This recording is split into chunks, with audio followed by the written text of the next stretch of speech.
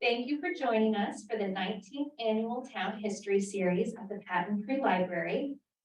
My name is Mary Kate Kwasnick, and I'm the Archivist and Special Collections Librarian in the Saginaw History and Genealogy Room at the Patton Free Library.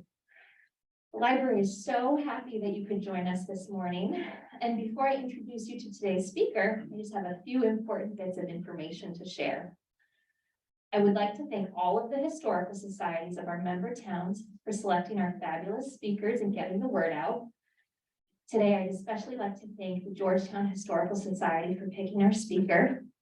I'd like to thank Peter Goodwin, former history room manager and founder of the Town History Series. Thank you also to the Bath Historical Society for generously offering to professionally film each program in this year's series. So if you're with us today in person, you may notice that there's a camera at the back of the room, so just be cautious as you walk by. This recording will be available in our collection on DVD and will be available for checkout. And the Zoom recording of today's program will be available on our YouTube page as early as next week. Finally, thank you to our audience.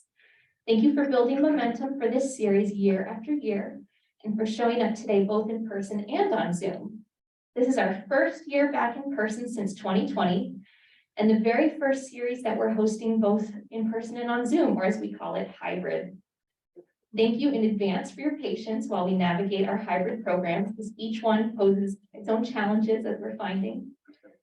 If you're joining us on Zoom, please note that this is a Zoom webinar, so you cannot unmute or turn on your camera, but you can use the chat and the Q&A feature. Once the program begins, I will be screen sharing the visuals, so don't worry if you can't see the screen right now. And if you would like to enable closed captioning, you can do so on your device at the bottom of your screen. Please feel free to type your questions into the Q&A feature at any time, and we'll pose them at the end of the presentation during our Q&A session. This year's Town History Series is dedicated to Sheila Spear. Sheila volunteered for the History Room, indexing obituaries for our memory database. And she was the first town administrator of Arousek until her retirement in 2022. At last year's Town History Series, Sheila represented Arousek and presented gift or purchase relation to the land Arousek 1717. Sheila passed away this fall and is greatly missed by her community. Our speaker today represents the Georgetown Historical Society. I'm so pleased to welcome Harry Hopcroft. Harry is a volunteer at the Georgetown Historical Society, and he is on the board of the Tide Mill Institute. Welcome, Harry. Thank you.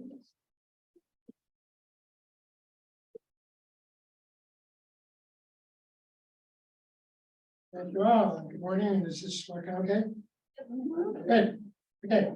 I'm very happy to be here today because I get to talk about my newest interest, which is these tide mills in Georgetown. And of course, I'm here to have some fun today, so I hope everybody else is too. Okay. And we're supported today by over here, Georgetown Historical, Tide Mill Institute, Patent Free, of course. And down below, there's my contact information in case you're feeling compelled at the end of the day to send me yelling emails in all capital letters or something. On the menu for your Saturday amusement today, we have several things. First, a very brief history of tide mills. Then a short discussion of what they are and are not, that I don't you've heard before. An overview of how they operate when we get there in our talk. And a little about the sites that I've identified in Georgetown. The earliest tide mill in the Roman world, which dates from about 8th century BC to 5th century AD, was probably, as best we can tell, actually located in London in the River Fleet. New archaeological finds have regularly and steadily kind of moved back worldwide the places where we can find mills that can be well documented. The Nendrum Monastery Mill, which is what's depicted here, dates from about 619, 620 AD, and is about the earliest site that's been fully excavated and documented. It was situated on an island, the Stronger Loch in Northern Ireland. The earliest recorded tide mills in England actually date more to around 1086 AD, and are listed in a little tome called the Domesday Book, but sometimes Doomsday Book, for reasons that escape me. Either way, it's a manuscript record of a little deal called the Great Survey of England and parts of Wales, completed in 1086 by order of King William I. We're about to have a King William or something, I don't know what. The first was back in 1086. By the 18th century, there were maybe 76 tide mills in London alone, with 2 on London Bridge. And here we have an excellent example from Woodbridge, Suffolk, England. This mill dates from 1160, rebuilt in 1792, and has now been preserved and is open to the public. If you're feeling inspired to take a little ride this afternoon, have a look at one. Now, before we get in, this thing just keeps falling apart. Before we get into details, I wanted to raise with you a little issue of tide mills versus tidal mills. And most people, even the folks at Tidal Institute, use the terms interchangeably. But an early historian here, named Peveril Meigs, has written a really nice definition that makes a lot of sense to me. So I kind of like to keep differentiations. And that different definition is that a tidal mill, with the AL there, is one that's built on the tidal flats as a way to facilitate loading and unloading of small ships. Such a mill would generally be powered by water. Could also have been done by wind in a couple of interesting cases, usually by water, but generally by a stream rather than the tide, and using the tide rise and fall simply to support the shipping. A true tide mill is operated by the action of the tide. Now, that of course means that every tide mill is also tidal, because obviously they have to be built on the tidal flats to use the tide, but not every tidal mill is a true tide mill. This picture, for example, is a mill that used to be in Somersville on Mount Desert Island. And the mill is long gone, of course, but it was fed from a small pond that is itself fed by a stream. This end here, of course, is clearly tidal, and where the logs were pulled up that ramp to get into the mill in the first place. But the power came from the backside over here. And from what can be seen at the site today, the deeper water was used just for the loading and shipping, not for power to the mill. So I would call that one a tidal mill. Right, got it? If you keep saying anybody else, and I'm worried about when you ever had it wrong, take a small glass of something strong and put it in the morning to tell me about it. Anyway, all the mills I found in Georgetown, I'm sure you'll be happy to hear, are tide mills. So the next question is, what's in Maine? Well, Maine got started a little later than 619 AD, but by the end of the 1700s, there were more than 50 known sites, tide mill sites in Maine that tapped pretty much every available piece of suitable coastal real estate. So the purpose of my current research is to create a set of binders documenting the historic mills of Georgetown for Georgetown Historical Society, and also to complete the Georgetown section of a worldwide database at the Tide Mill Institute, where I'm a member of the board. I intend to add some other sites in the local area when I ever manage to get comfortable enough with Georgetown. Now, in doing the research, it's turned out the information on our own tide mills has actually been among the most difficult to collect. Now, we only need to go back about 300 years here But it turns out record keeping here 300 years ago was really bad. In addition, unfortunately, all the Georgetown mills, which I found seemingly well documented information, all of it totally contradicts other equally well documented stories. So mostly I've been trying to decide whom I should believe about this, right? And of course, people's memories, as I'm sure we all understand, aren't always what we might like them to be anymore. Several people told me, for example, that two specific mills were really one and the same. They're not. Another said a certain person owned a piece of property when the mill was built there, when he actually owned a different piece about 2 miles or so away. And that doesn't even get into the issue of changeable deeds. Number to the one that says the property runs from an old fence north to a spruce tree, north 5 degrees east to a spruce tree, west to a stone on the shore. Follow the high water mark to another stone and back to Georgetown. Doesn't tell me an awful lot. However, such a deed will usually have a reference to an earlier deed to the same property. Maybe from whatever, 1844, with book and page numbers at Saginaw Registry or Lincoln County Registry. And they either appear to not exist, or they return the deed to a property in the middle of High Street and back. Not what we were looking for. And then, of course, the older writers tended to readily copy the work of others with little or no effort to check facts in any way, and an early error is then just repeated many times over. So with all those lovely disclaimers, I'll start by declaring if anybody has information about this stuff, any of it, I'm very eager to hear it. Please get in touch with me and we can compare notes. My research is clearly a long way from done. So with that, let's look at what's in Georgetown. Well, last time I know of anyone talked about tide mills here was in 2013, and he knew of 6. I now have identified a total of 8, and I've personally walked around 7 of them to take my own photos. The binder I prepared is this one, actually on this end of the table, and it's one of the 3 so far in the series for Georgetown. And or actually all 3 of these, I'll note, are rarely allowed out of the reference room in Georgetown Historical Society. So please enjoy them, look at them, be careful with them. I'm expected to take them back intact. So a quick rundown here in Georgetown.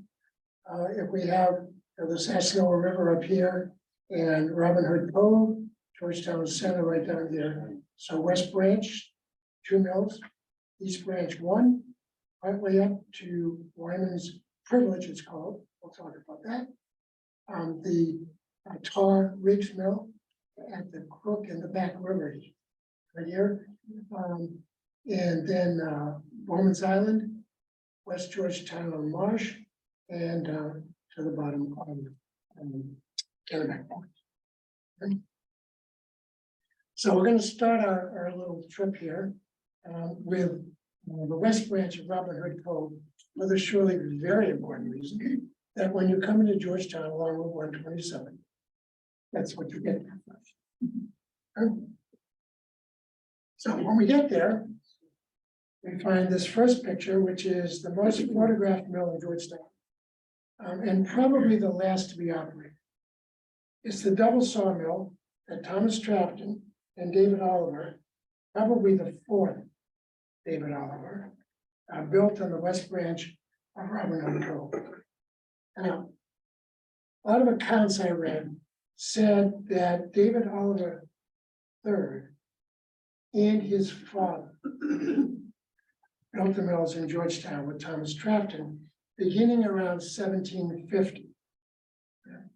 However, as David Oliver III's father actually died around 1720 in Marblehead, Massachusetts, that seems a little unlikely. More probable is that this was actually his son, David IV, who lived 1719 to 1814, think out there somewhere, and was Thomas Trafton's contemporary. He was also confusingly called David Oliver Jr. He was the fourth, by the way. And Thomas Trafton dates from 1718 to about 1754. So now, if you think about the end of this dam over here, which you can see from the bridge on Route 127, which is back here, by the old post office, and most recently the gift shop for the Georgetown Working League. And then you'll see this mill was on the east side of the west branch of the south end of Robin Hood. You'd like to make yourself go toward the crazy some weekend, as I have a couple of times. Start thinking about the east side of the west branch, the west side of the east branch, the west side of the west branch, and move on first. You get that far, you can get into the 5 versions of David Oliver, all living at one time, with none of the usual juniors, 2s, 3s, 4s, etc. And you could do all of that while you were looking at a map of Georgetown with north to the right. Records in any case, without all of that, show that this mill was built around 1757, and it shows up on the 1759 Jonas Jones survey of Georgetown, and that's available at just Georgetown Historical if you'd like to look at it sometime. It went through the usual lengthy and poorly documented list of owners over the years, and was evidently owned at the end by W.C. Todd. And this is in fact a Will Todd photo from around 1900. It was used, I think, on a postcard. But that's what I was. And the Georgetown Historical Preservation Commission, I wanted to notice to be cheered because they went to great pains to preserve that site when these 2 bridges down here were replaced in the 1990s. That's why we still have that. Now, this is a picture of the same mill from a different angle. The mill was usually photographed from the west side of the cove, down by these trees here, just behind the building, or maybe the end of the dam over there. This is from the east side and a little farther down on the entrapment area, the mill pond. And there's Route 127 bridge, 127 going up that way, and I suspect many people here can recognize the Todd store. I believe that's the Hinckley house over there. First side. This is the only photo I found, by the way, that also includes grist mill on the west side of the same dam that belonged to David Oliver. 4th out of 5, if I've got them straight. An interesting note to me here anyway, is that this sawmill was oriented along the axis of the cove. And later when they built the grist mill, they oriented it along the axis of the dam. I haven't read any special reason for doing that. I know that it just struck me as curious. Actually, beyond a probable construction date of 1762 by the usual team of Thomas Trafton and 4th David Oliver, I have very little information about that second mill, except that it was primarily a grist mill and at some point apparently also cut some shingles. So now, since we're downtown already, I thought I would just move over to the east branch, see what's over there. And the answer over there is not much. There are just a few stones. It's now a spot right here where the dam used to be. Mill is believed to have originally been constructed by Daniel Morse around 1700, 1710. Now, of course, was owned by the usual extensive list of owners after that. Now, that mill reportedly burned around 1730, as most of them did in those days at one time or another, and was rebuilt by Thomas Trafton and David Oliver for about 1750 in their first mill building venture together. It then burned again by arson this time in 1867, shortly after the Civil War. And that seemed like such an odd time for that kind of arson, actually. But therein, as the always ready they like to say, therein lies the tale. So the story goes that a certain gentleman living back up here in the impoundment area up there had been building a small schooner in his yard, which could not be moved to the sea with a sawmill in it. Very awkward.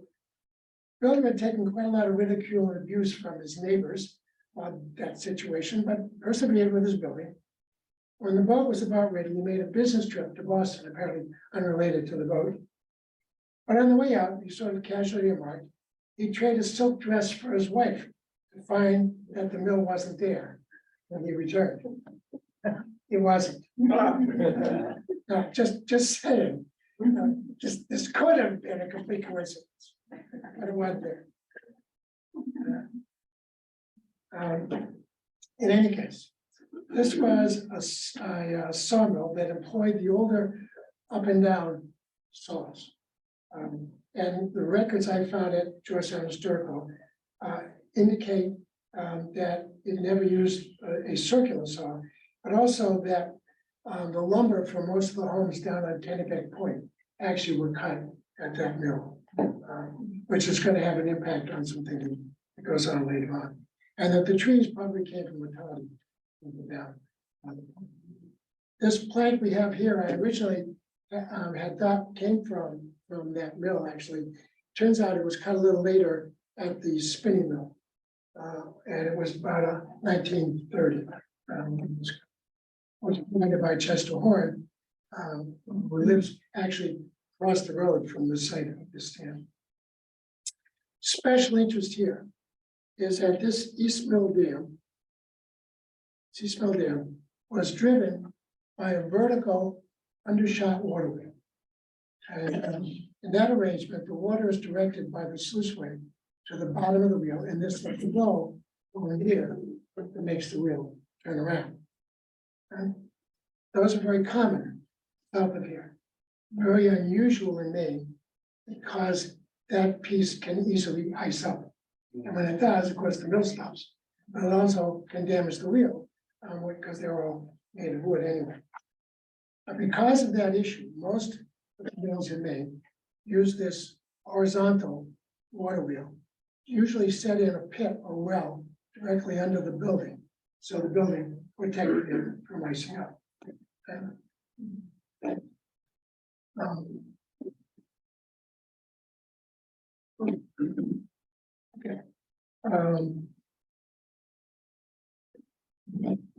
I'm supposed to give you that already. Okay, sorry about that. Okay. I'm missing is there it goes.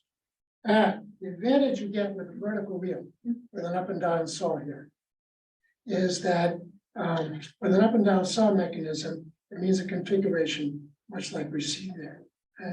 Now, as the water wheel over here turns, it's got a gear, turns this smaller wheel inside, to which is attached a U-shaped bar. So when the wheel turns, this bar goes around, and the horizontal bar goes up and down, which pushes us up. Okay?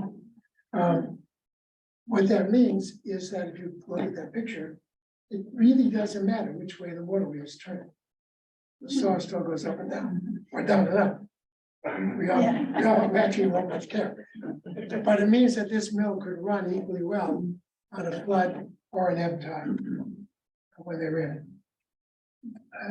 At the East Branch location, the head of the water is a little bit less than in other places, but the flow is good in either direction. So that made it a reasonable choice for that location. Now, in addition to the icing issues, look at a grist mill, the stones turn horizontally.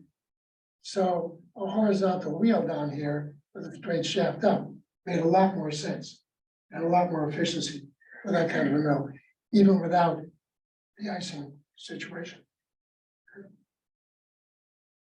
So at the other end of Robin Hood Cove, or actually about halfway between the center and Robin Hood Cove up here, or Riggsville, we have Birch Island and this little spit of land now owned by the Reynolds family. And between that spit and the mainland, there's a dam that housed what is called, it was a sawmill, and what's called Wyman's privilege.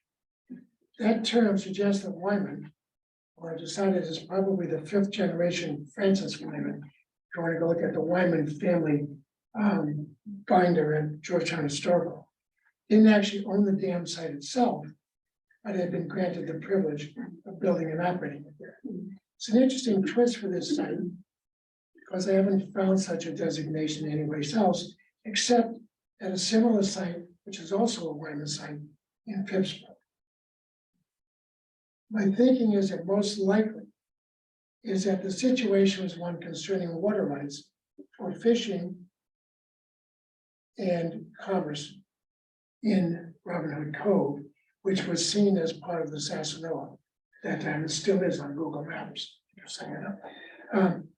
Or in Pittsburgh, where one of the deeds I saw actually carried the property to the middle of the channel in Small Point Harbor.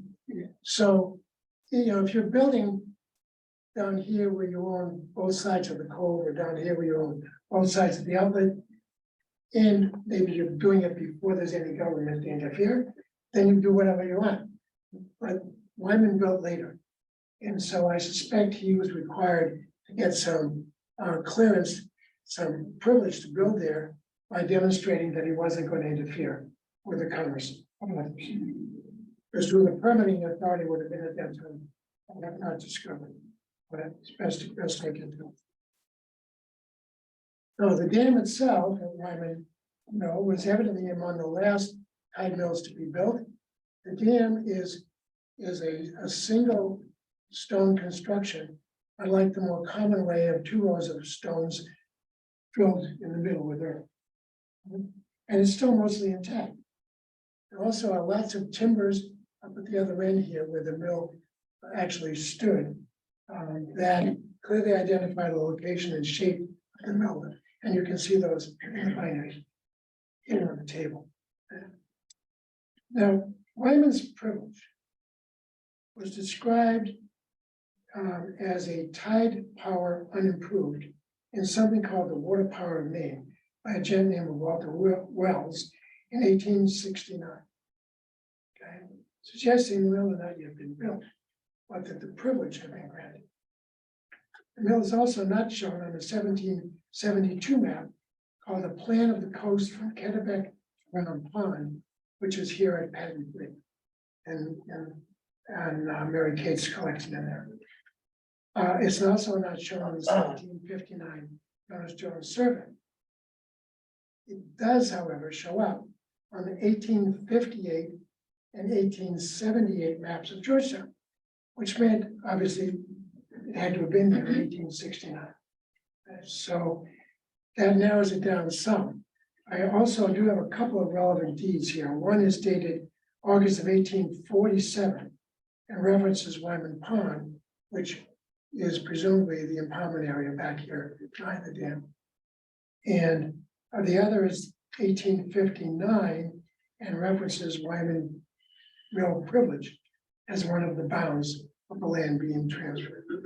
So somewhere early 40s, it must have been there, is my take on that.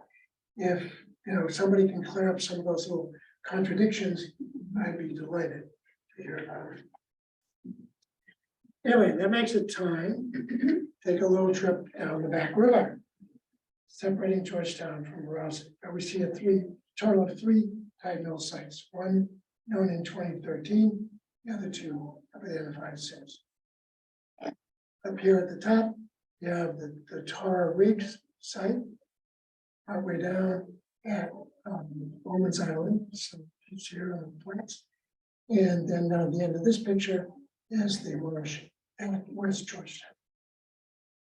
So starting at the top, we have maps as early as the annotated version of the 1759 Johnstone survey. Clearly show the mill here and what is a sharp turn in the back river right there. Nowadays, actually the back river boatyard's over there. And it's also directly across the island from Ridgeville. On that map, this is shown as lot 10, and is depicted as being owned jointly by a Seth Tar and Timothy McCarty. In census data, McCarty quickly disappears. Then the next 10 years, both gone. Now I have no sight of him again, but the Tar family goes on forever.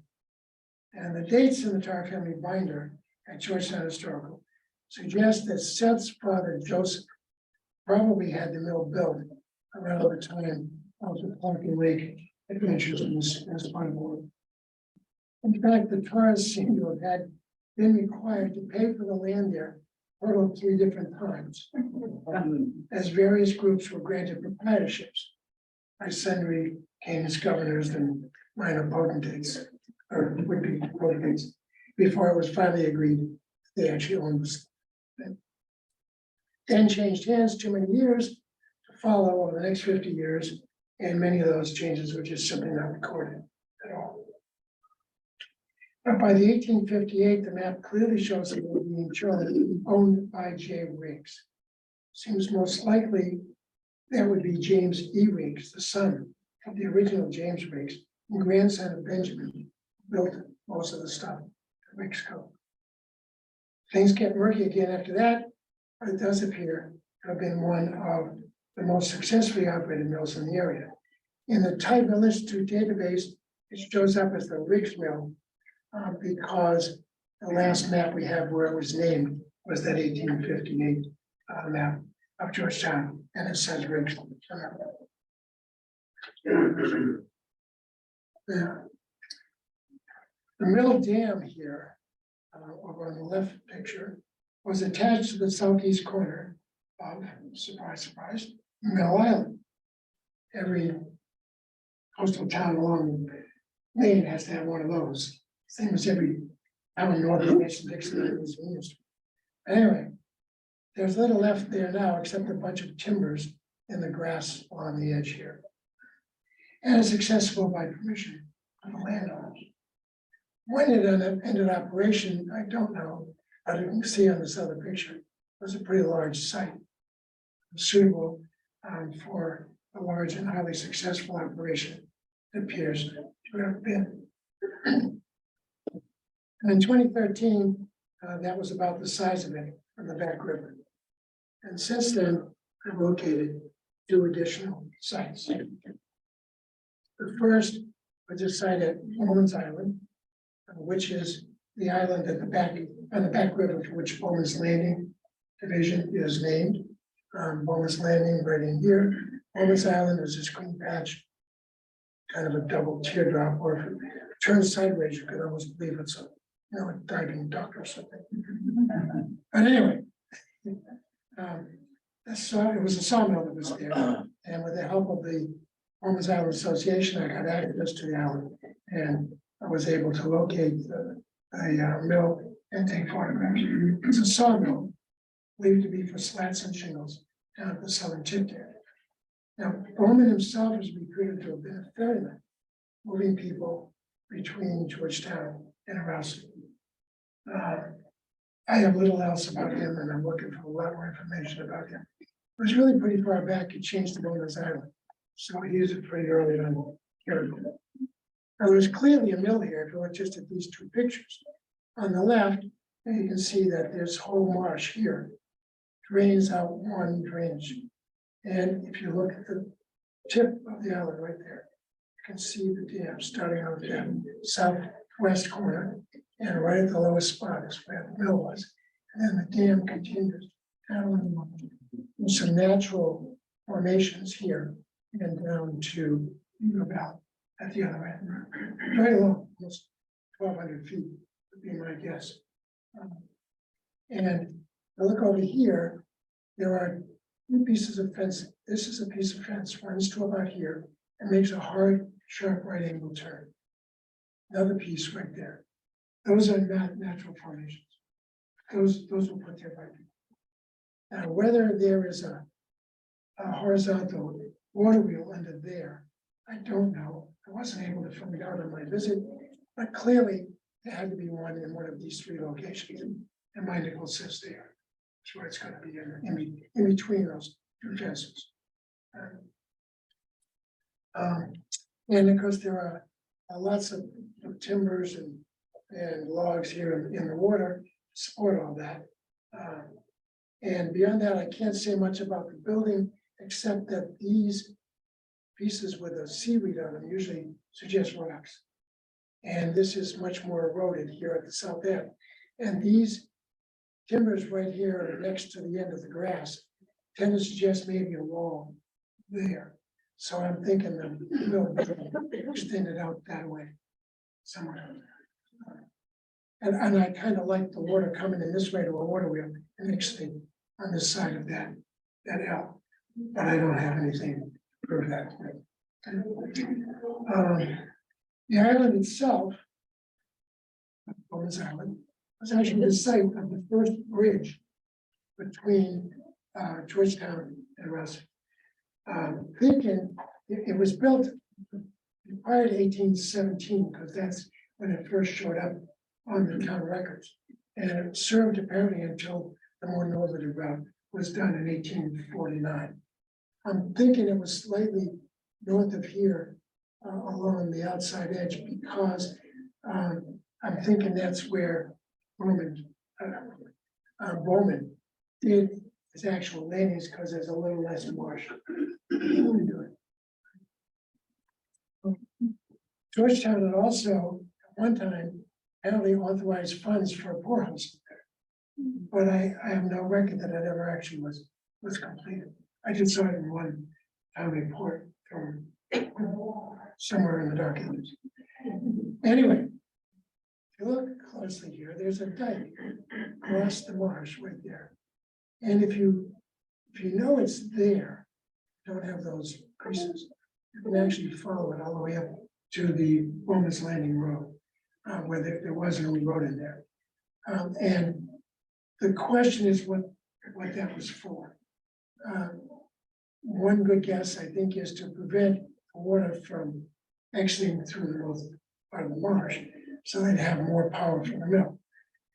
It could also be made later to facilitate harvesting marsh grass, which was big business in the middle 1800s, and is the theory preferred by my guide, the Bowman Island Association.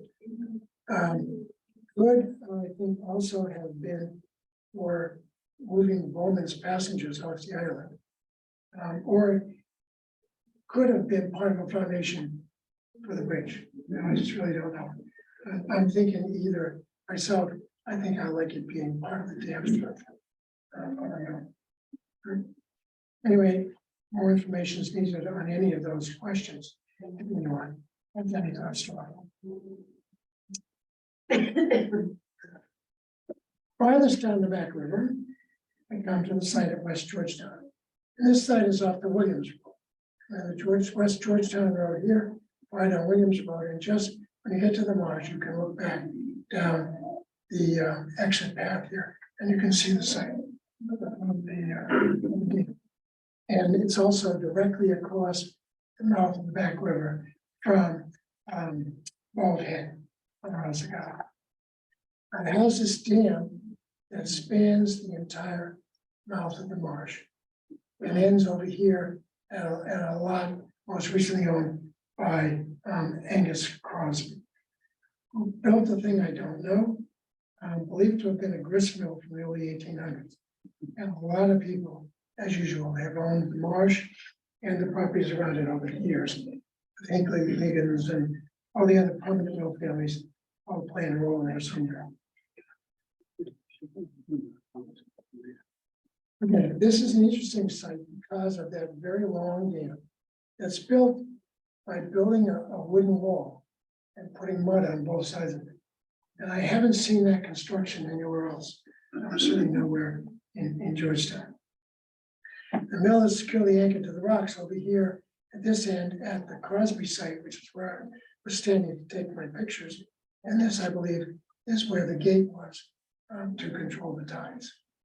And again, there are a lot more pictures here in the binder. And on the back, here's another one of those little fences with a sharp corner. that I believe, and there's a little piece of YouTube, was a part of the tub for the water wheel. This large stone was unable to get access to, because I'd have to come in from the other side. And I can't believe it's there natural. So it pretty much has to be either a part of the water wheel, I'm thinking more likely part of the grinding mechanism, as this was believed to be a gristmill. So anything more about this also, fill in the pieces.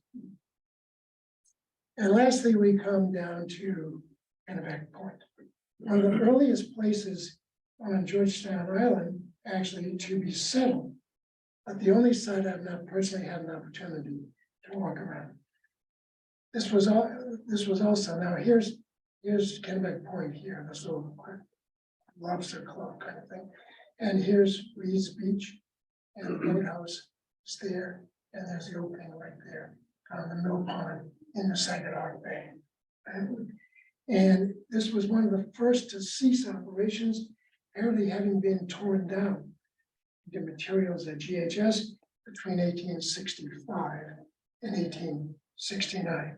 Operated as a shingle mill, but evidently not as a lumber mill, because most of the lumber, these houses, was cut at the mill on East Branch Road. It also does not show up on early maps of Georgetown, so it's probably a small mill, one of them, or run only for a few years. Documentation at GHS suggests was built by a gent named George Irving, but I do not have a date. I have these two photos, which show about where the dam actually was. Here's Reed's Beach again, and Little February, and Lane, and a boathouse up here, with the dam running across there, and this is Saginaw Bay.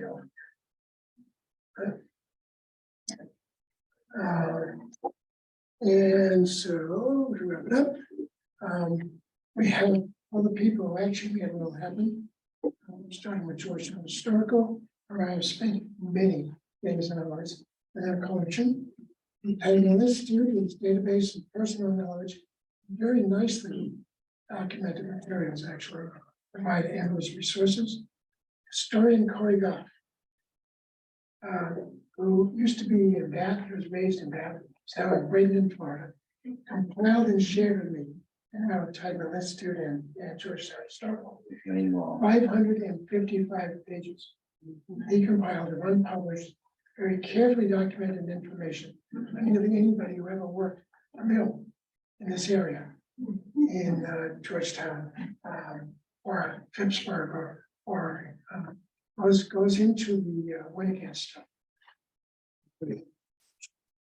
Staff at Georgetown Municipal, who were more than generous at the time, gave me great access to town records and free, of course, the lives of free of information and for sponsoring this program. And the local residents of Georgetown's personal and family knowledge is just not replaceable in these kinds of inquiries. Thanks to all. And lastly, I'll give you my contact information again. And I hope I'll hear from folks who can improve our knowledge in these areas.